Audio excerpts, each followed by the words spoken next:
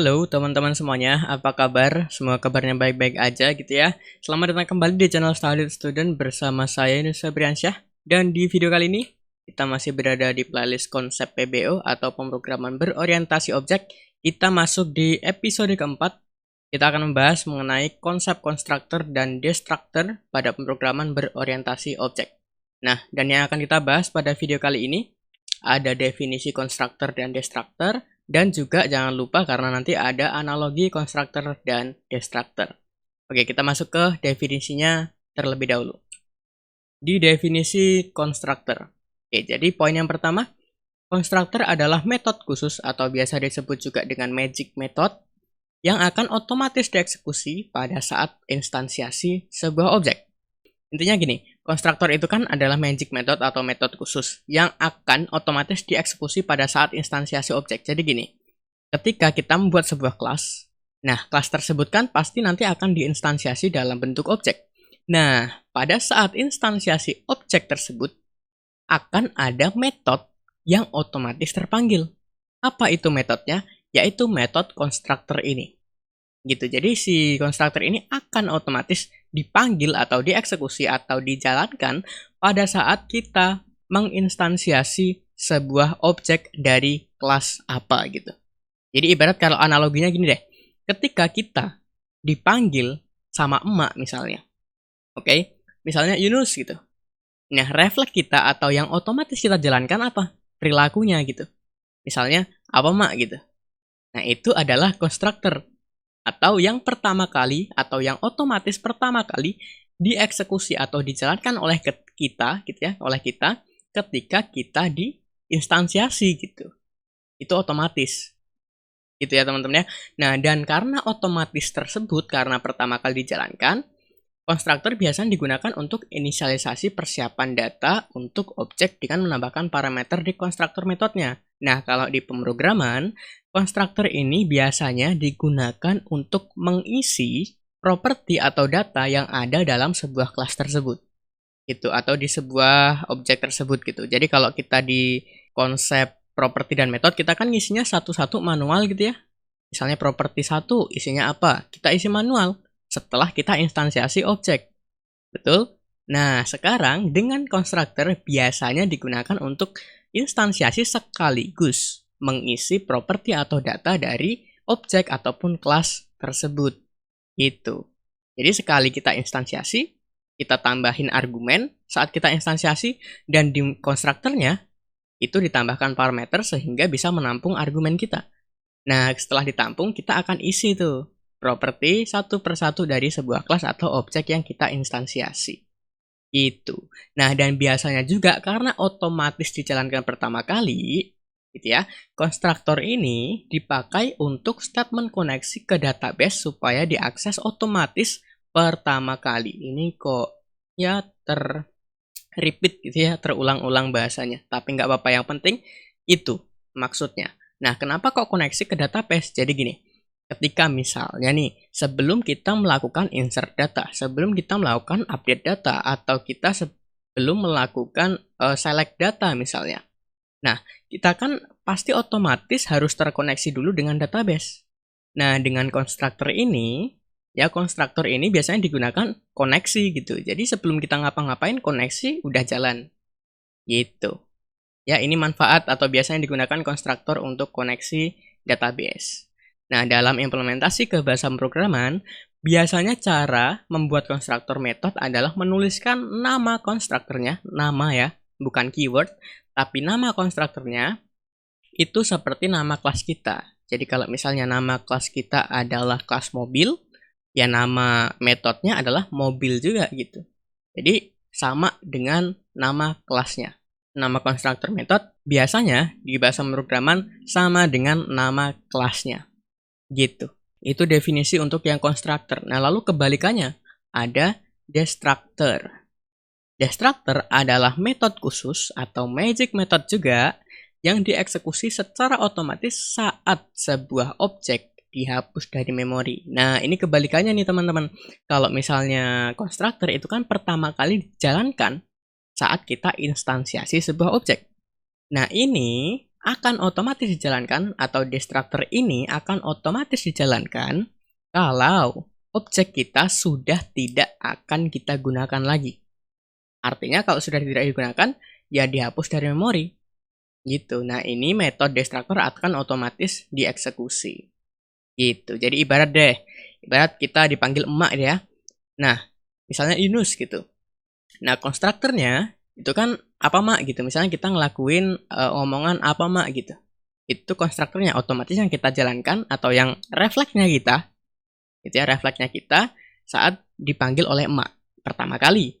Nah, sedangkan destructor itu ketika kita udah beres ngapa-ngapain. Udah. Misalnya kita mau rebahan gitu. Jadi itu refleks aja. Nah, bedanya kalau yang saya analogikan ini itu kan ya refleks gitu ya, otomatis. Nah, sedangkan kalau destructor dan konstruktor ini nggak akan otomatis kalau kita tidak mendefinisikan konstruktor dan destructor pada kelas gitu. Ya, itu teman-teman. Jadi kalau misalnya sekali lagi kalau misalnya konstruktor itu pertama kali dijalankan saat instansiasi objek, sedangkan destructor otomatis dijalankan ketika objek sudah tidak digunakan. Gitu, atau bahasa lainnya adalah objek itu dihapus dari memori. Begitu. Nah, dan destructor ini biasanya digunakan atau dipakai untuk membersihkan beberapa data atau menjalankan proses tertentu sebelum objek dihapus dari memori. Gitu. Jadi statementnya gini, atau urutannya gini. Instansiasi objek otomatis kan, otomatis konstruktor dijalankan. Nah, ketika si objek akan dihapus atau sudah tidak akan digunakan lagi, sebelum dihapus ada destructor. Destructor ini otomatis dijalankan. Gitu. Ya, makanya dipakai atau biasanya dipakai untuk membersihkan beberapa data dulu atau menjalankan proses tertentu sebelum objek dihapus dari memori. Ya sebenarnya ini penting nggak penting gitu ya, tergantung bahasa pemrograman apa dan tergantung studi kasus apa juga gitu. Nah, dan destructor method biasanya digunakan untuk memutus koneksi dari database ketika data sudah selesai dipakai. Nah, ini tuh agak kita implementasi sebenarnya. Kalau misalnya konstruktor tadi kan koneksi ke database ya, untuk menggunakan statement atau membuat statement koneksi database. Nah, kalau destructor memutus koneksi. Jadi, misalnya ada konstruktor, udah koneksi, ketika kita mau ngapain, entah itu insert data, update data, ataupun select data, dan manipulasi lainnya. Nah, ketika objek ini akan dihapus dari memori, atau sebelum dihapus dari memori, satu aksi yang akan kita lakukan. Misalnya di sini memutus koneksi. Gitu, jadi biar koneksinya tuh nggak jalan terus. Kalau objeknya sudah kita tidak gunakan lagi gitu. Nah, destructor jarang dipakai, karena sejatinya ketika objek sudah tidak lagi digunakan, maka otomatis terhapus dari memori dan tidak lagi membebani memori. Nah, jadi gini, ini kebanyakan bahasa pemrograman, tapi nggak semua gitu ya. Biasanya, kalau misalnya kita mendefinisikan data ataupun objek ataupun yang lainnya deh, statement lainnya gitu. Kalau statement itu sudah berhasil dilangkahi atau sudah dijalankan, udah selesai lah ibaratnya. Ya otomatis itu sudah terhindar dari memori. Udah tidak membebani memori lagi dan otomatis terhapus dari memori gitu. Nah, tapi tidak semua bahasa pemrograman seperti itu. Ya, manajemen memorinya tidak sepenuhnya seperti itu. Jadi ada yang menggunakan destructor itu penting, atau bahkan destructor nggak penting. Atau sudah digunakan atau sudah otomatis dijalankan oleh bahasa pemrograman tersebut gitu. Ya, penting nggak penting. Oke, namun destructor sangat membantu untuk dipakai ketika akan menjalankan perintah tertentu sebelum objek dihapus dari memori. Nah, gini, kalau destructor itu kebanyakan di bahasa pemrograman, itu akan, atau objek ya, kebanyakan di bahasa pemrograman itu kan akan dihapus dari memori kalau sudah tidak digunakan. Nah, tapi destructor ini kayak sebuah sebuah magic method yang akan sangat membantu ketika kita sebelum objek itu dihapus dari memori, kita akan melakukan perintah tertentu apa. Itu yang akan sangat digunakan atau sangat diperlukan atau sangat membantu lah begitu.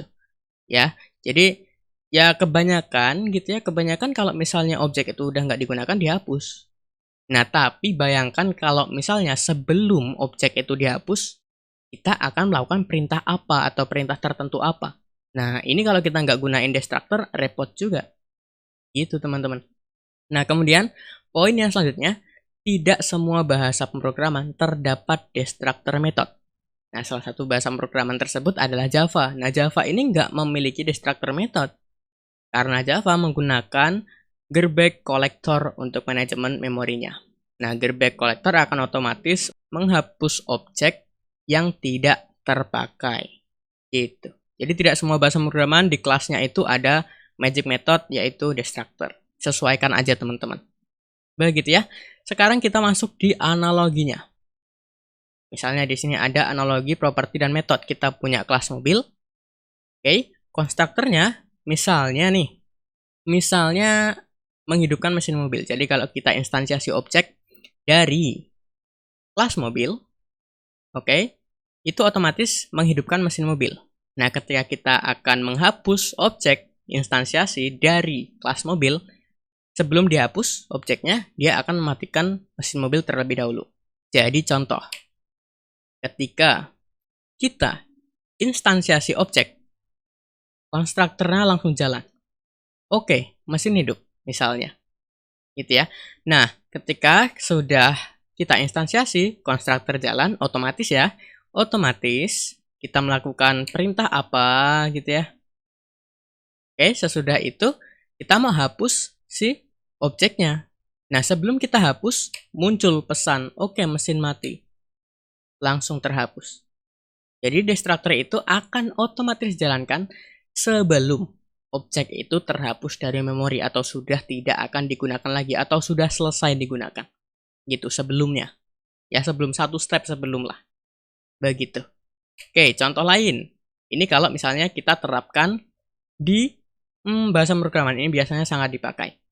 Misalnya, pada constructor method itu digunakan untuk menyiapkan data yang dibutuhkan pada properti.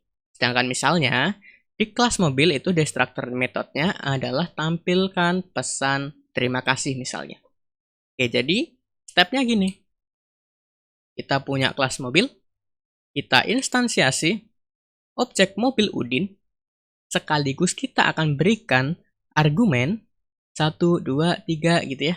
Argumen 1, 2, dan 3, dan selanjutnya dan seterusnya tergantung banyaknya properti yang ada pada kelas mobil tersebut. Gitu. Nah, kemudian di konstruktornya kita tambahin juga si parameter gitu. Oke, jadi si konstruktor akan menjalankan misalnya isi properti warna cat. Ngambil dari warna apa? Putih. Itu. Kemudian tipe mobil ngambil dari parameter tipe. Oke, berarti tipe sport dan lain sebagainya. Sampai semua properti terisi. Gitu. Jadi kita nggak perlu repot-repot lagi. Instansiasi sendiri. Kemudian sudah instansiasi mobil, Udin, titik, warna cat, isi apa gitu enggak. Sekaligus kita. Ya, kita instansiasi sekaligus isi properti. Melalui apa? Melalui argumen yang kita kirimkan ke konstruktor. Dan argumen yang kita kirimkan ditangkap oleh parameter di metode konstruktor atau konstruktor method. Kemudian statementnya adalah isi propertinya. Properti dari kelas mobil tersebut atau kelas yang kita tuju lah gitu. Kelas yang kita instansiasi objeknya. Gitu. Oke, dan ketika mobil Udin ini atau objek mobil Udin ini akan kita hapus, dia akan jalankan destruktornya dulu, terima kasih, baru akan melakukan perintah hapus objeknya gitu atau objek terhapus dari memori lah begitu. Gitu ya. Mudah-mudahan teman-teman paham nih mengenai konstruktor dan destruktor pada pemrograman berorientasi objek. Kita sudah membahas mengenai konsep, analogi, definisi, kita sudah selesai. Dan di video selanjutnya kita akan membahas mengenai konsep setter dan getter. Ini juga nggak kalah pentingnya dibandingkan dengan konstruktor dan materi-materi yang lainnya di pemrograman berorientasi objek. Jadi stay tune terus di channel Study Student. Kita di video selanjutnya akan membahas konsep setter dan getter. Ya teman-teman ya, jadi saya rasa itu aja untuk video kali ini. Mudah-mudahan videonya bermanfaat, mudah-mudahan videonya membantu, mudah-mudahan teman-teman paham juga. Saya Nusa Briansyah pamit, saya ucapkan thank you, terima kasih, keep learning and keep spirits.